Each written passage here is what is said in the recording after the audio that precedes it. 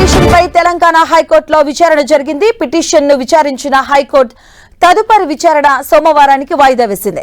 దీనిపై కౌంటర్ దాఖలు చేయాలంటూ పోలీసులను హైకోర్టు ఆదేశించింది. తమపై నమోదైన కేసు కొట్టివేయాలంటూ అశ్వరెడ్డి కోర్టులో పిటిషన్ వేశారు. తన వివరణ తీసుకోకుండా పోలీసులు కేసు నమోదు చేశారంటూ ఆమె పిటిషన్లో పేర్కొన్నారు. పెళ్లి పేరుతో మోసం చేశారంటూ అశ్వరెడ్డిపై ఎన్ఆర్ఐ ధర్మేంద్ర పోలీసులకు ఫిర్యాదు చేశారు. ఆయన ఫిర్యాదు మేరకు అశ్వరెడ్డిపై వారం రోజుల క్రితం సిసిఎస్ లో కేసు నమోదైంది.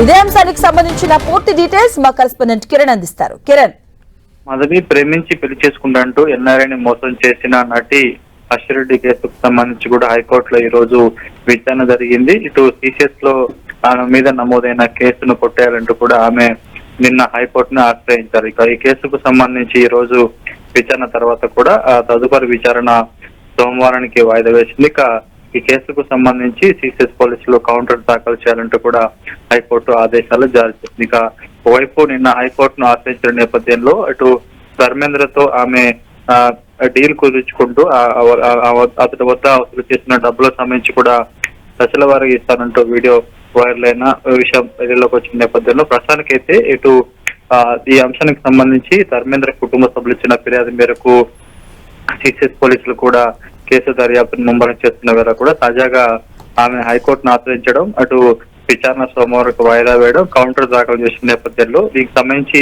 సిసిఎస్ పోలీసులు ఏ విధంగా కౌంటర్ దాఖలు చేశారు, ఎందుకంటే ధర్మేంద్ర సంబంధించిన అశ్వరెడ్డి ఏ విధంగా మోసం చేసింది, ఎన్ని కోట్లు అతడి వద్ద నుంచి వసూలు చేసిందో ఆధారాలను కూడా ఇప్పటికే సిసిఎస్ పోలీసులకు అందించిన నేపథ్యంలో దీనికి సంబంధించి దర్యాప్తు కొనసాగుతున్న వేళ కౌంటర్ ఏ విధంగా దాఖలు చేస్తాడో చూడాలి. కిరణ్, అంటే అశ్వరెడ్డి పిటిషన్ లో ఏ అంశాలను ప్రస్తావించడం జరిగింది, అలాగే ఈ ఆడియో కూడా లీక్ అయింది కదా, ఈ విషయం పైన ఏమైనా స్పందించారా, అలాగే ఇంకే విషయాలు పొందుపరిచారు పిటిషన్ లో? ధర్మేంద్ర కుటుంబ సభ్యులు ఇచ్చిన ఫిర్యాదు మేరకు మాత్రమే అటు వాళ్ళు ఇచ్చిన ఫిర్యాదు మేరకు తన మీద కేసు నమోదు చేశారు. తన వివరణ తీసుకోలేదు, తన వద్ద నుంచి సమాచారాన్ని కూడా సేకరించకుండా కేవలం ధర్మేంద్ర కుటుంబ సభ్యులు ఇచ్చిన ఫిర్యాదు మేరకే సిసిఎస్ పోలీసులు కేసు నమోదు చేశారంటూ కూడా ఆమె హైకోర్టును ఆశ్రయించారు. తన సమాచారం తనను తెలియజేయకుండా కూడా కేసు నమోదు చేశారంటూ కూడా హైకోర్టును ఆశ్రయించారు. కాబట్టి పూర్తి స్థాయిలో ఇటు హైకోర్టు సోమవారానికి వాయిదా వేసింది. కౌంటర్ దాఖలు చేయాలంటూ కూడా పోలీసులు ఆదేశించారు. కాబట్టి ఇప్పటికే సిసిఎస్ పోలీసులకు ధర్మేంద్ర కుటుంబ సభ్యులు ఎంత మొత్తంలో ఎప్పుడెప్పుడు డబ్బులు చెల్లించారు, ఏ రూపంలో చెల్లించారు ఏంటన్నది కూడా పూర్తి వివరాలను సిసిఎస్ పోలీసులకు అందించారు. కిరణ్, అంటే ఇప్పుడు ధర్మేంద్ర ఆయన ఎక్కడ ఉండడం జరిగింది, ఆయన వస్తున్నారా, దానికి సంబంధించిన డీటెయిల్స్ తెలుసాయా?